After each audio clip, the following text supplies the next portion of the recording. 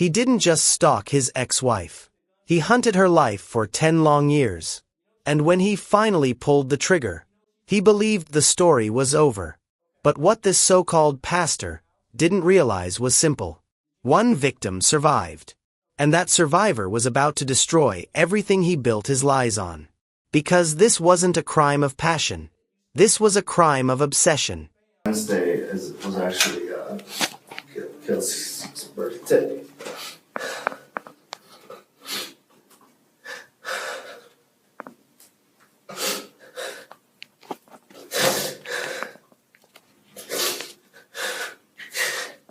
Kelsey's like my daughter. I know, my spiritual daughter. Okay, take a minute, Pastor.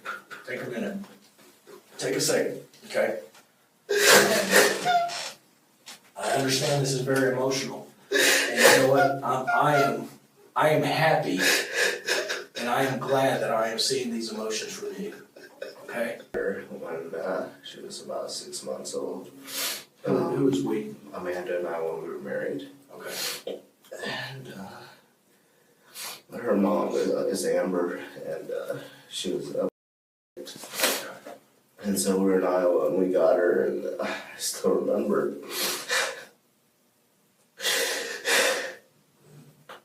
she'd come from the houses.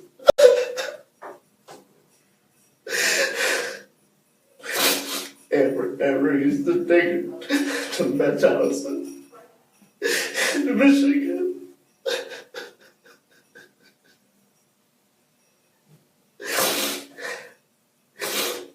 And so, like, I remember holding her, 6 months old, and I was like, God, this is such a precious child. She shouldn't have been through this.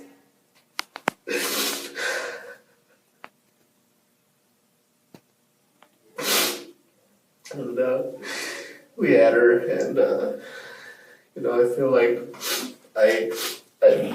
neither of us knew Christ back then very well. I mean, we watched Pastor Joel Osteen on TV quite a bit, and things were good. And then I had wanted to go to med school. I was doing podiatry school in Iowa, and that wasn't working out academically. And Amanda was frustrated. We had sold a house.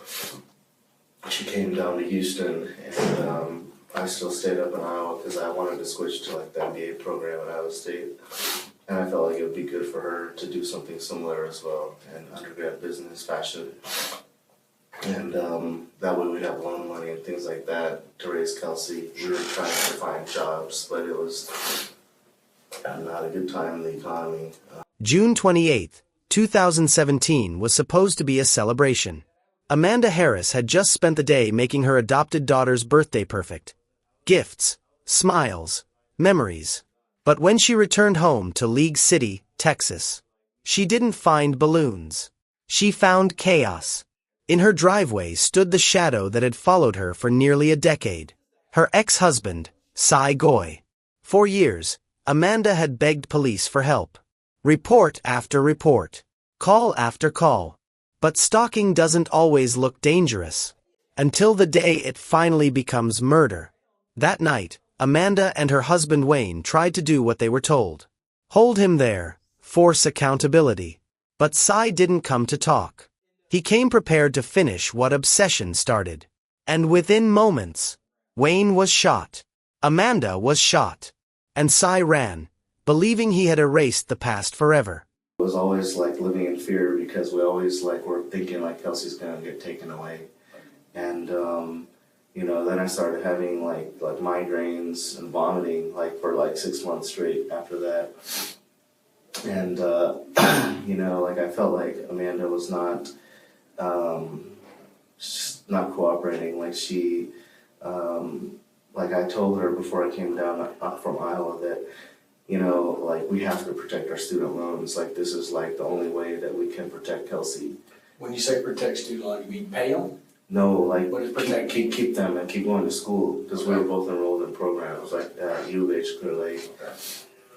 And then I saw like she wasn't, like, I guess she was just like shutting down from stress because my dad had died, and then this Kelsey thing happened, and her grandma died, and her mom got divorced, and like a third time, and you know, it was like massive pressure. And one day there was like just a blow up where, you know, like she just, it was a stupid reason, but like, you know, it was like I had found a dog, and like I wanted like us to have that dog, you know, because like my other dog got along like really nicely with that dog, and it was real cute. Like it's the only dog I see would actually pick up Kelsey's like Bip, Passy, and you know, run around the house with that dog. And you know, like one day, like Amanda and her mom just decided to give the dog away without asking me, and so I like blew a gasket, and it was like stress. And So let's fast forward a little bit. Okay. Let's fast forward. Yeah. I know this is very important to you. It's Yeah, very important to yeah. me. Y'all ended up getting full-time custody of her, correct? She Yeah. was awarded to, Kelsey was Yeah. awarded to y'all, correct? Yes. Okay. Both of And y'all? so Or do initially to me, like initially both, like it was like a temporary custody, and then like after that blow up, like we separated, and I was like had to clear my head, and then like on Mother's Day 2008, like I was I think it was 2000 and it was either Mother's Day 2007 or 8. I was like at my mom's. I was back at my mom's. I was trying to like salvage what had happened, and like my friend Dr. Miller had called from Iowa, and he was like, "Look, you need to sit down for what I'm about to tell you." You know, so he sat me down and he said that Amanda had reached out to him like romantically, you know, and I prayed and like vomited all day Mother's Day, and I was like, I didn't want to divorce her, but I was like, that is like, you know, that is like a biblical grounds for divorce, you know, to go after somebody else. Sure. And so I went off to Iowa. I was brokenhearted. I still didn't want to divorce her. I still didn't want to leave Kelsey. You know, I left them with like thousands of dollars, and then about 30 days later, I was in Iowa. You know, and I was like, look, you know, if you just, you know, leave like the friends, leave these kind of friends that are encouraging you to do these things, like, you know, with other guys or party and this and that, you know, just come back to Iowa, like, you know, we'll be good. But then, like, she had found, like, one of her friends had found another friend who was, like, super promiscuous, like, was doing, like, stuff named Stephanie. Like, she had found her a job at Rooms to Go, and supposedly she was supposed to make, like, $90,000 a year. So I was like, okay, well, maybe God wants us to be apart, and she can make a lot of money, and I can finish my divorce. After the divorce, 2009, December, I finished my MBA program back in Iowa. And we were still kind of keeping in touch. And during that time of the MBA is when she got full custody. Okay. So I was happy for her. I was like, you know. Of Chelsea. Of Kelsey. Oh, yeah. Kelsey, I'm sorry. Right, yeah. And so then I was like, look, you know, I finished my MBA program. I still love you. I still love Kelsey, you know.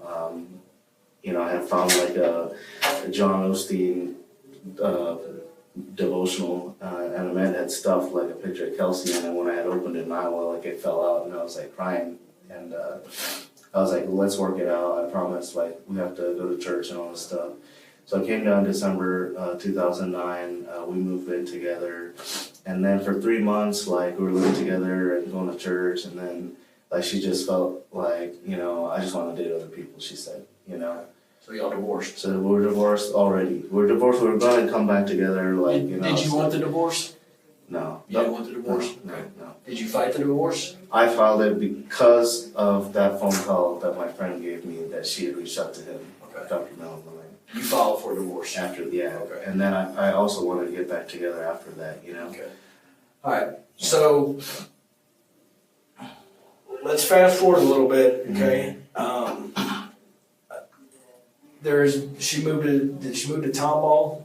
At some point, okay, so I think she started dating Wayne. I don't know when exactly, but I know that by 2012, I think they were dating, and so I was actually working at Lakewood Church with the children in the children's ministry for Veronica Montgomery, like right before that, and You know, so they know my story. Dodie Osteen used to pray for me. I used to take names of, you know, sick patients in hospitals to pray for her, like Tuesdays, you know. You know, I have started to feel like, you know, there's a scripture in the Bible about like Joel 2:28, how God will give you like visions and dreams, right? So one day, like I was like the Dodie Osteen's, I still remember Dodie Osteen's blood drive, and I think it was 2012, and Joel Osteen had preached a message that pray for what you hope for. And in that interim time between like 2009 and 10, like occasionally Amanda would let me see Kelsey, you know. We had a good time, like she would stay over at my mom's house, we'd go out for pizza, I'd take her to Lakewood and the Sacred Heart Church to go see the big statue of Christ and all that. And, but I noticed like Amanda was becoming more like on off with Kelsey. And 2012, it had been an off period, and you know, Joel Osteen had said that, and I prayed for it, and then suddenly I just felt like a vibe, you know, like I had closed my eyes and prayed, and I felt like Kelsey was like running away from Wayne, like in the sanctuary, like running across like the Lakewood Church sanctuary. So I was like, oh, whatever, that's like whatever, ridiculous, and Kelsey's with Wayne and Amanda. So I was in the after sanctuary, I went to the blood drive bus, and you know, I saw a text from Amanda. I still have the text, and it's on a phone. I saved it at my apartment. And the text said, "Are you at Lakewood? I have an ocean to see." And that was a text from Amanda. So I was like, "Wow, that was like crazy," you know. Like I was just praying about Kelsey, and then she winds up being at Lakewood. I didn't even know it. And I was like actually like joking around with like this other grandma lady on the bus, on the blood drive bus, about how tough marriage is. And then I saw that and I was like, wow, like that was a miracle, you know? So I met Amanda, and then I got to see Kelsey, and it was awesome. Amanda had told me like, Pastor, let's. I know there's a lot of history here. Sure, you know? sure, almost there. You know where we came from. Sure. We came all the way Yeah. from Lake City, and Sure. that history is important Sure. to you understanding. Sure. A lot of emotions there. A lot of why you did things for gifts and birthdays, Right. and you love this girl. Yes. You love Kelsey. Yes. Let's fast forward a little bit to. Okay. What about, did you go to their house about a month ago, maybe 3 weeks ago, when the police were called? Tell me about that. There's no police calls at that time that I was aware of. Like I had Did you show up at their house recently? And I don't mean prior to the incident took place. Maybe, I don't know if it was 3 weeks ago, it might have been Whenever it was. I never interacted Police with them. contacted with you, correct? No. Police never made contact with you by phone? No, Or by person? not in person, no. Okay, but did you come to their house? I dropped off some books for part of our financial ministry, and so I was hoping that everybody could like get along at some point, because I'd also been like a couple Christmases ago to drop presents, and like Wayne's historic response is like, "Get my house, like, you know, I'll kill you," or something like that. That's his like typical. Did you try to explain to him? I have a videotape of the Christmas interaction actually that I can share with you guys. Okay. And I had showed it to Mike and Amanda's brother, Sean, as well. And they giggled about it, and then we prayed and left. But the most recent time that I visited, I did not knock on their door, I did not interact with Wayne, I did not trouble them. Did you drop by the house? I dropped by the house to drop the books, and I left, that's it. Where did you drop the books at? In the front door. Front door. Front door. Okay. And they were basically a book called Saving for Your Future. My ministry. Did you leave a note? No. Did you text anyone and say, "Hey, I dropped books at your door"? No. Did you call anyone and tell them you had? No. I had texted Mike to join like this financial movement, and like the Pope is involved with this financial movement and all that. And I had hoped actually to pick up like a insurance license, and then to build a team and to support my ministry with the income and all that. So nobody mentioned that was a problem. I didn't see it as a problem. You know, I noticed that they had a for sale sign. If anything, I thought that would help them if they're struggling financially and they need to sell. Fast forward to Sure. Wednesday morning, the day of the incident. Yes, And sir. I'm calling it the incident because I don't know what it is. Sure, yeah. That morning, you woke up Wednesday morning. Start your day. Sure. So, actually, I had to work late on Tuesday at the hospital. So, by profession, I'm a professional ICU dialysis nurse. And so, people count on me to protect them and save their life, not to take it. And it's a good job. It's a great job. It's actually funded like our mission trip last year and over like 20 grand into the ministry. So I'm thankful for it. But around 2, I probably woke up like around 2 in the afternoon because I was so tired from like the whole. From working back before? Yeah, the work. Yeah, and doing all these projects, Like, woke up at 2. Then what happened? So then I went to a meeting regarding this financial thing. I had finally gotten my insurance licenses, and it's part of the Aegon family of companies. So it's like side income that I wanted to make and support the ministry and donate to kids and all that in India. And so there's Aegon, there's Transamerica, there's Merrill Lynch, and then their education and marketing arm is called World Financial Group. So this is the thing that I wanted Amanda and Wayne to look at, and also Mike and Grandma Rose as well, as helping like the entire family, and then planning for Kelsey and Carly and Kaylee, something good for their future that would come out of something bad originally, right? Where everybody was once fighting. You bought the gifts. Yeah, Pastor. Yeah. Then what happened? So So you woke up at 2. It took a couple hours for shopping or the meeting. Then you went shopping. What time are we at this point? Evening.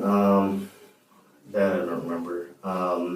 What time did you let me ask you this. What time did you decide to leave that area and come down to Lake City? Right after the Lifeway bookstore, Okay. I went down there and then I went to a CVS and, I went to was it a CVS or a Walgreens? What'd you get at CVS? There I got the pink bag that the gifts were in, and like the paper to wrap the gifts. Yeah. Okay, or the tissue paper? Yeah. Okay, all right. So I'm assuming you get in the car, put the presents in the car, Yeah. wrap it and all that stuff. Then you go towards her house, is that correct? Yeah. Okay. So then I was like, I was like, okay, I doubt anything's gonna happen. I doubt Wayne is gonna hurt me. Well, let me ask you this. Why would you think that at this point you're bringing a gift? Mm-hmm. I mean, you haven't been, because you haven't told me that you've been confrontational with Wayne or anyone else up to this point. I've always tried to. But why the first thing is you're thinking is, I think something's going to happen? Well, I don't think something's going to happen. Well, I was like, I doubt something will happen, but just in case, let me just protect myself, so. But my question to you is why would you think something's going to happen? You got to help me paint that picture for yourself. Because, I felt like there's 2 possibilities. I felt like, why would they keep Kelsey from her relatives all these years? Why would they keep her from me when she adored me and begged for me at one point? Why are they doing this to her? Are they abusers? Is what's going through my head. Yeah, but my question to you at that point is, she is care, custody, control caregiver for that child, not you, right? Right. Okay. And that, let me ask you this, do you think that's, and I'm going to be blunt with you, is that any of your business? You're not involved with that child anymore. I mean, they're divorced. Yeah. She's remarried. Yeah. I mean, but. And there's been no history, but what I'm trying to get at, Pastor, is help me understand why you thought, I don't think nothing's going to happen. Yeah. Nothing's happened in the past, right? Right. I mean, they've never been abusive towards you in the past, have they? Well, when I showed up at Christmas, a couple of years ago, with presents, that was on the video. I can show. Well, okay. Let me ask you this: short of verbal abuse, have they ever been physically abusive with you? No. Okay. Me neither. And so there's been no physical abuse in the past to warrant you thinking something might happen. Well, my thing because I'll be quite honest with you. I mean, you being a pastor and a God-fearing man, you know how important Christmas is to people. Yeah. if someone showed up my door, unannounced, uninvited, Yeah. Christmas morning, when I'm around the tree with my kiddos, my most sacred time of the year, Yeah. because it is, Yeah. I'd be upset too. And I'm not sure I wouldn't verbally go off on someone who showed up on my door unannounced, uninvited. So I'm not saying his actions were appropriate, obviously, Yeah. but you can understand those actions, can't you? I don't think so, because I would be okay, because like if somebody had been a part of, if Kelsey were with me, like if the shoe was on the other foot, and Kelsey was me, and I was raising her, and I knew that she adored Papa Mike, you know, and I might not necessarily be best buddies with Papa Mike or approve of everything, or you know. Okay. Fair enough. That's as a Christian, that's my thing, that this is for the child. It's in her best interest to have those relations in touch. And thank you for helping me understand that. The tears you're hearing aren't regret. They're performance. Sai doesn't cry because someone died. He cries because he's losing control. Because manipulators don't fear consequences. They fear exposure. And as this interrogation unfolds, you'll see something terrifying. This man isn't broken. He's calculating. You're driving over there and you're like, I don't think nothing's going to happen. Correct? Is that what you told me earlier? I won't put words in your mouth. Yeah. Okay. But and nothing's happened in the past other than the verbal abuse Right. from when you showed up on that Christmas morning, Yeah. right? Okay. Yeah. I mean, there hadn't been no road rage incident between you and Wayne. No other incidents where he's pulled a knife on you, or anything like that. I had a few slashed tires earlier in the year, like 3 in a row back to back, and I don't know who did it, but I thought he might. Maybe. We're gonna, we're about fairness, so we can't say he did it, he didn't do it. So, but so you're heading over to the house, correct? Yeah. And what is your thinking? You already said that you don't think nothing's gonna happen, Right. but if you're about to say it, I cut you off. Yeah. And so part of what's been going through my head the last few months is that this sense, it's like that Lakewood church feeling that I had, like when I was seeing like Kelsey come across the sanctuary and then boom, I had her. Like I've had this sense that like there's some harm being done to her. You know, it's like a strong feeling that somebody in Wayne's family is harming Kelsey. And I can't, aside from biblically, like I cannot justify it legally, I cannot justify it in any other way other than to say, you know, I was constantly just, you know, imploring Rose Gordon, her grandma, please, you know, please check. Please check. This is important for me. Yeah. You said something earlier that might have went through my ear real quick. I didn't understand it. You said you sent something biblically. Yeah, like I felt like, again, according to Joel 2:28. Help me understand that. Yeah, so Joel 2:28. Let me tell you where I'm at with my faith. Yeah. I'm trying real hard. Yeah. I question it at times, Right. and I'm trying real hard. So when you use those words like Sure. biblical, and I'm trying to register what it means to me and what it means to you. Right. Understand? I want to make sure I understand you. Right. Because sometimes my sense of what biblical means Right. is not the same as the Sure. Dr. Thomas or Pastor Size. Right. So when you mean by biblical, tell me what that means to you. So I feel like I call it the Holy Spirit intuition, like knowing when something's wrong. Like one time I had gone over to check on them because I felt like this strong compulsion, something was wrong. And this was back when they lived in, Tomo? no, this was, Escalating? I don't know if it was, Airport? it was near the Deer Park area, but I don't think it was somewhere Texas City maybe, or something like that, somewhere over there by San Jack.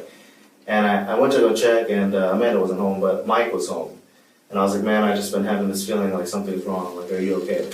And he was like, well, actually, I was in the hospital last night. I had, you know, like a major thing happen with someone, with my stomach, you know? And so, like, these are things like, it's more like what John Osteen, Dr. John Osteen, and then Dodie Osteen teach.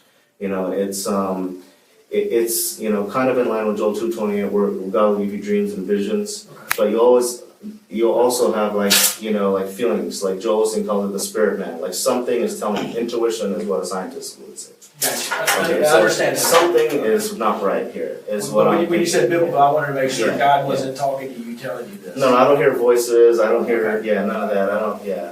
nothing like that, it's just a gut feeling, like Right. something's not right about this Intuition, situation. like you said, is a Right. great word for it. I Intuition, understand. right? Now, I'm gonna ask Sure. you to expound upon that. Yeah.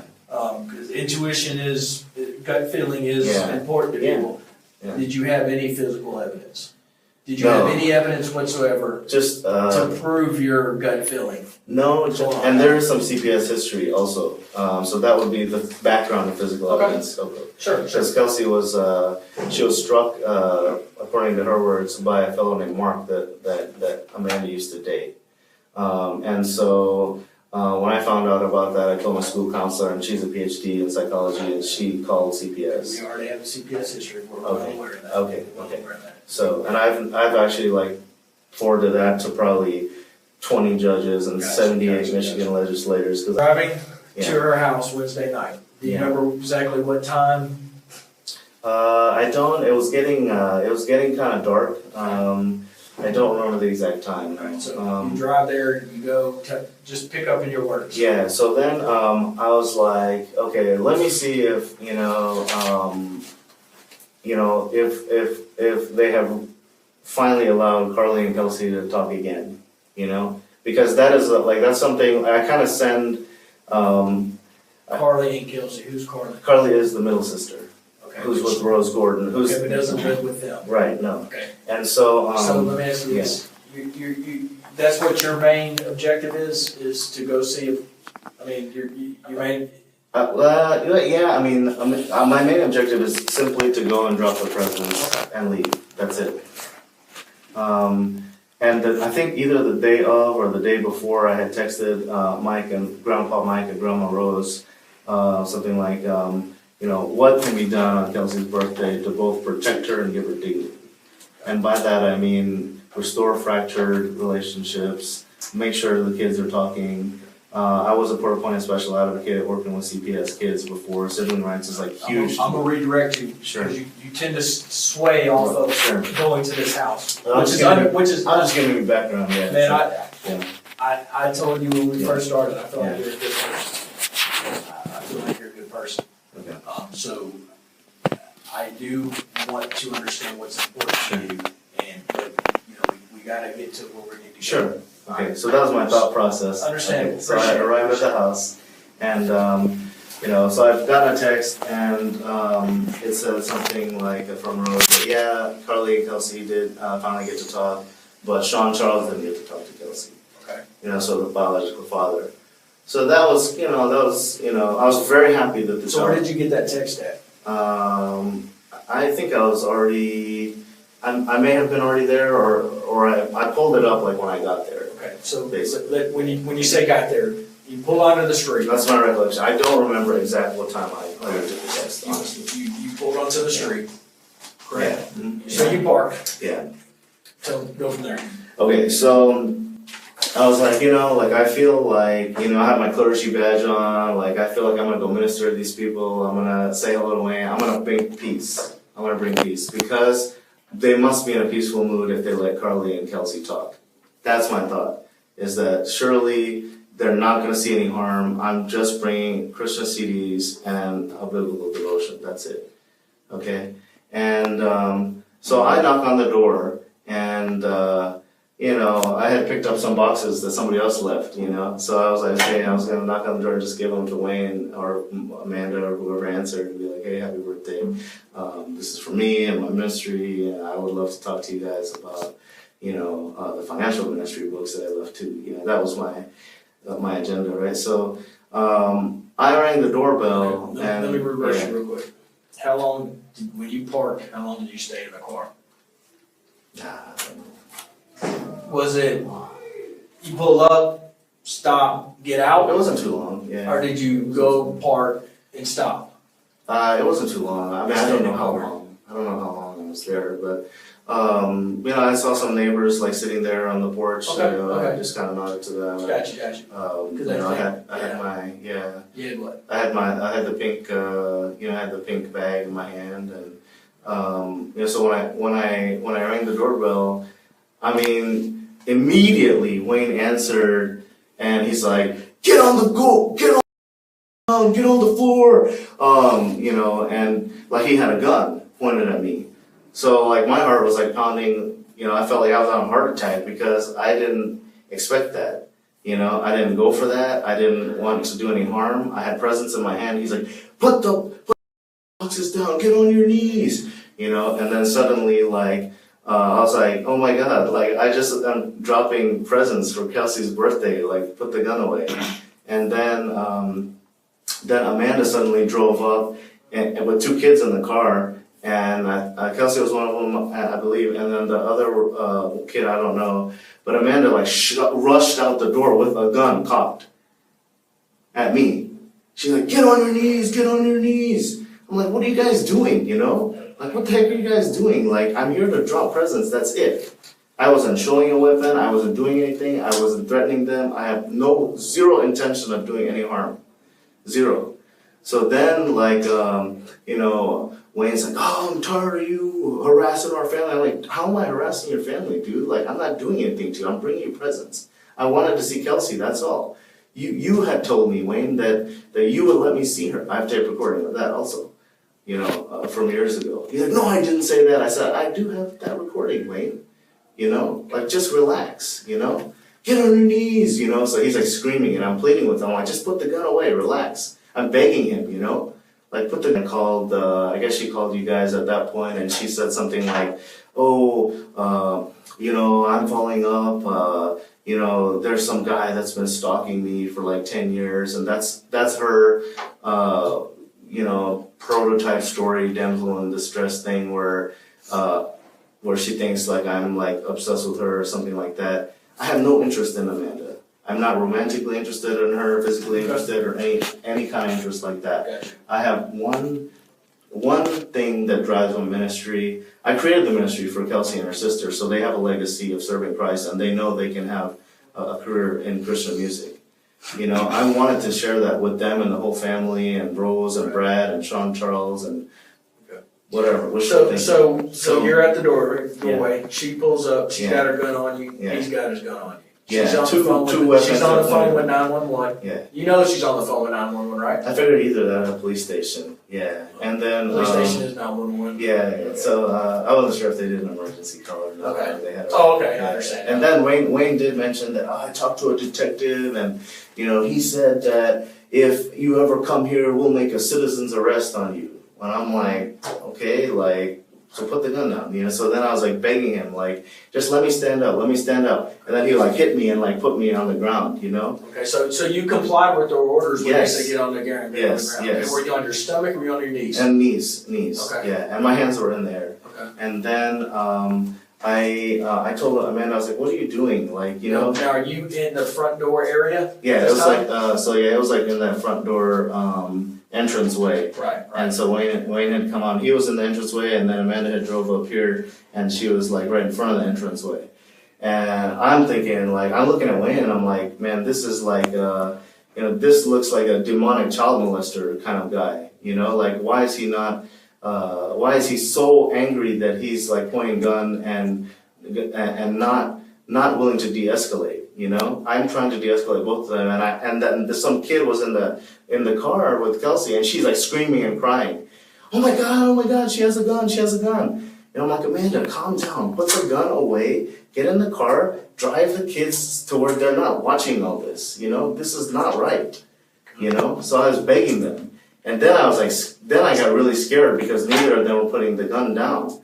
So I literally started weeping. You know. Because I was like, just don't hurt me, you know? Don't hurt me, please. You know, and I literally like was so scared, like, I mean, like my heart was pounding, and I thought I'm a grown man, I thought I was gonna pee my pants, you know? Okay. And so, thank God, like finally, the dispatcher told Amanda, put your gun, is he showing a weapon or something like that? And then, Amanda was like, okay, Wayne, they told us to put our guns down. And did Wayne comply with that order? Yeah, so Wayne, So he put his gun down he inside. he went somewhere. He went inside, so I don't know if he put his gun down. But Amanda put her gun He down. put his gun down inside. Okay, So, because, yeah, okay. So at that point, You glossed over this real quick. Amanda put her gun down too, right? she did at that point, okay. Away from you. Yes, away from Away me. from you. Away from me. And so, So at this point, yeah, there are no guns visible, correct? no guns visible. Okay, Right. alright. So I'm like, thank you, Jesus. I'm going to go home. I'm just gonna just get up slowly and just apologize and say, look, I'm gonna step out. I'm gonna step right there to the next So driveway. help me understand this. Wayne put his gun up Yeah. inside, Yeah, correct? yeah, Alright? Yeah. And the reason why I know that, Yeah. okay, is because that's where we found the gun, okay, inside. okay. But what I also know is that Wayne turned his back on you and went and put his gun inside. Yeah, so So Wayne didn't feel you were a threat and at that point, I thought they were not gonna be a threat at that point. okay? So Okay. Wayne puts his gun Yeah. up, Yes, no weapon. yes, She puts her gun down, correct? yes, Per dispatch, put Yes. your gun down. yes, Okay. So at this moment, we got nobody with guns, right, correct? right, Okay. okay. I wanna make sure we're on the same playing Yes, field, okay? yes, At that point, no one can shoot anyone correct. at all, because there are no guns present. No guns visible. Cy wanted detectives to believe he was harmless. Just a pastor. Just a man trying to help. But police reports tell a different story. Amanda had been reporting harassment and stalking for years. And every time she tried to escape, Cy found a new way back into her life. He wasn't visiting. He was circling. And just 3 weeks before the shooting, police caught him lurking around their property again. A trespass warning was issued. A final chance to stop. But obsession doesn't stop. It escalates. And the moment Cy showed up again, armed and uninvited, this was no longer stalking. It was a countdown. I wasn't pointing a gun at anyone either. Got it, So I understand. thought I was Okay. safe now. Alright. I thought I was safe. So I was like, I got up slowly and I was like, look guys, I'm just going to come. I'm just gonna go to the driveway next door and I'm gonna stay there. Okay? Did you tell them that? Yes. And I had my hands up in the air. Okay. Okay? Alright. As Then soon what happened? as soon as I got up and stepped towards the garage door, Amanda went back to her gun, picked it up, and then Wayne came like charging at me. You know, so I thought he had his gun at that point. Okay, he charged at me, he attacked me, he hit me, and Kelsey was watching this whole thing. Okay, and I hope that Kelsey saw enough to where she told you I did not strike them, I did not hit them, I didn't instigate any kind of. Pastor Sal, I'm gonna kind of shut you down a little bit, okay? Right. Because we have a little better than 2 kids witnessing it, okay? Okay. We also have video from the Okay. house that's Caddy Corner, Next door, who okay. recently got video cameras installed. Right. It's very good video. Yeah, okay. And I'm going to challenge you to the fact that Okay. Amanda picked her gun up. I'm Uh, gonna challenge you to that fact, okay? she had it though in her hand, pointing at me. I'm gonna challenge you that I've seen the video. I would ask that you watch it again Okay. because when so I was like right here at near to to Wayne's vehicle, I guess, and about to leave to the next apartment. I mean the next home, and I saw the guy. It looked like he was like popping in and out with the neighbor. So Wayne came at me and he attacked me and struck me. So I thought, and Amanda was pointing the With gun a at me. closed fist? I saw his hand go up and I thought he had a gun. I had no idea whether he had a gun or not. I thought he still did. I thought he pulled some trick where he might have like put it in his back pocket or something, okay? So at that point, like, I yelled out, I don't know if you heard the dispatch call yet, but I yelled out that they're assaulting me. And Amanda was like pointing her weapon at me, okay? And at that point, I was scared because I thought both of them have guns and now he's striking me physically and he's actually gonna kill me. So at that point, I pulled the gun that I had and I fired. And then, like when he went down, like, then it was like, then I didn't want to shoot her, I didn't want to hurt her, but I did fire in that direction because I saw she had a gun. And the reason I know she had a gun is because after she, my magazine ran out, and then she was screaming and she like ran back in the house, and I saw a gun right there. I will give you the benefit of the doubt that you thought maybe he had a gun, maybe he put it in his smaller back. He went inside and put his gun up. Okay. Now, he turned his back on you. Yeah. You might have looked away and not saw him put the gun down. I didn't see it. I'm gonna give you the benefit of the doubt, Pastor Si, that you still thought maybe he had a gun and it was in his hand when he came to hit you. Yes. Okay. I will say this, even if he had the gun in his hand and he was gonna hit you with a gun in his hand, we're not talking about like this, shooting to kill. But it could be the next step because there's two guns, you know. So I had no reason to believe that they were. Let me challenge you again, Pastor Si, because you know video is clear. Yeah. All right. When the dispatcher told her to put that gun down, she wouldn't put that gun down. Yeah, but you know where she put it? Hold on. We're not gonna play semantics here. Sure. All right. We got dead people. We're not gonna play games. Yes, sir. All right. I've given you the benefit of the doubt this entire time. Yes, sir. All right. She didn't pick that gun up again.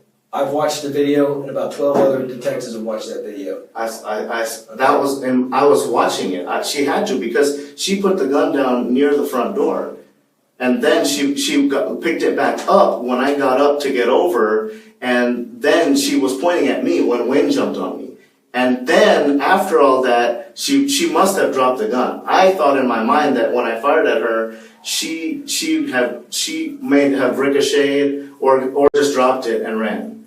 But the gun was over here. But first it was here. So there has to be some video that shows that she kneeled down by the front door and then the gun wound up there. And I didn't touch that gun. Okay, so I didn't want it to happen like that.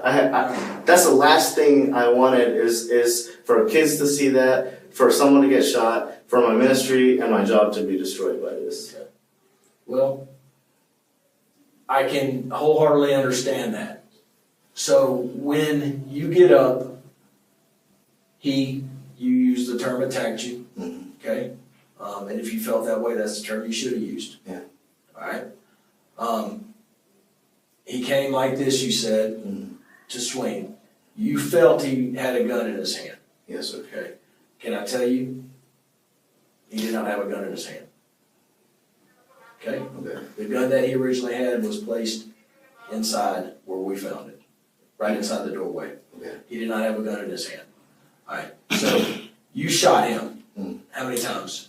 I don't know. I just pressed the trigger and then it was just like, it was panic mode. Okay. You know. So you shot him. Then Amanda did what? I saw her with the gun in her hand, you know, and so I fired in that direction, and then she was like screaming, and then I was like, oh my God, like my heart was pounding, and then all I remember was seeing her run in the house, and then I was like, oh my God, you know, like everything in my heart wanted to like just tell the kids, hey, I'm so sorry you saw this. It's okay now. And then I was like, okay, there's no reason to shoot anymore. Let me leave, you know, because I wanted to stay. That was what my heart was telling me to do. Just stay, talk to cops, talk to everybody. But the way that things went down, where she was constantly telling on the phone, this guy's stalking me. And then I'm thinking like all the news, you know, I'm a colored man and nothing against you guys, but I mean, you know, it looks a bad situation. You know, they're already built up. They think that stalker's at the door. They hear gunshots. They hear her screaming. And I'm a colored guy, and I can have my hands up, and I'm still afraid I'm gonna get shot. You know.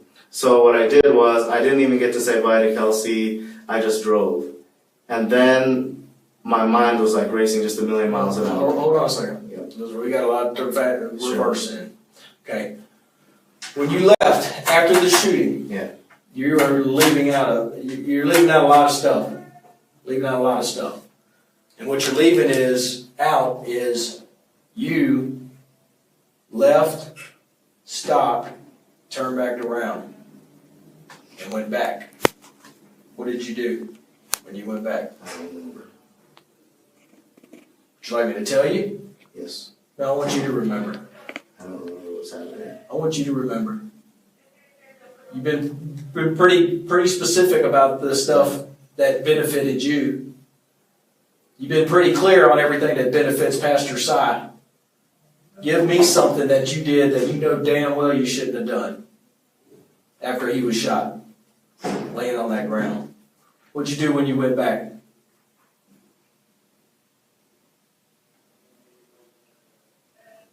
I think I shot at the door. I might have shot at the door. You didn't shoot at the door, Pastor. You know what you did. I'm not sure. Okay.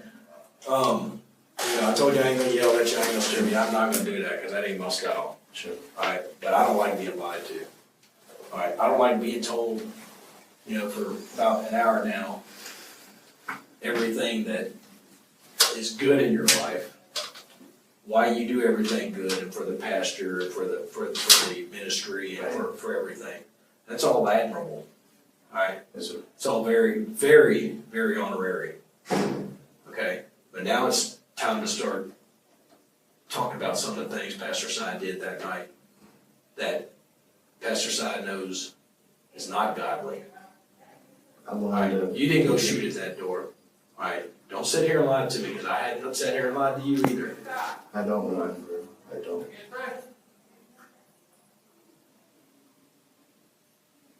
Okay? You do know autopsies take place. You know how those work, right? Yes, sir. Okay. You know what the autopsy says? What's that? You went right back to him, which is on video. Hmm. Again, not gonna lie to you. You're gonna see the video. Okay. You're gonna see the video. You know you're charged with murder, right? You know that. Yes, sir. All right. There's a reason why you're charged with murder. There's a reason why you're not charged with or we just would have said, hey, come talk to us. We want to investigate you for this. There's a reason why we didn't give you the benefit of the doubt, thinking it was self-defense. Okay. All right. Once you're a smart guy. You got a master's degree, right? Yes, sir. Pretty smart dude. Okay? This investigation turned real quick away from self-defense. Real quick. Based on a few things. The stifling marks. You know what stifling is? No. When a gun is so close to somebody's skin, okay, that leaves gunpowder residue. Alright? You went over to that man and put 2 bullets in the side of his head after you originally shot him. Yes, you did. Those, Pastor Si? It wasn't at the same time? Pastor Si? I let you sit here and rumble Sure. for a long time. Okay? There's 2 gunshot wounds. The gun was close to his head. Mm. Actually, his right forehead. Mm. There's 2 gunshot wounds with stiflings to it. The only way it's scientifically possible to get stifling marks on a person's skin is if the gun is against the skin or within a couple of inches in perimeter. Alright? That's why you're not sitting here getting the benefit of the doubt that this is self-defense. Okay. Alright? Because self-defense, bam, bam, oh shit, I'm out of here, I'm taking off running. Okay. Calling the police, calling 911. Hey, they pulled guns on me. I had to shoot to get away. That's self-defense. Run into a neighbor's banging on the door, call the police. That's self-defense. You know what self-defense isn't? You going and standing over Amanda and acting like you're going to shoot her again or trying to shoot her again and the gun dry stunted. Do you remember that? No. You did that. Now, I don't know if it was anger, Yeah. and I don't know what got into you at the time, but that ain't self-defense when you go back to Amanda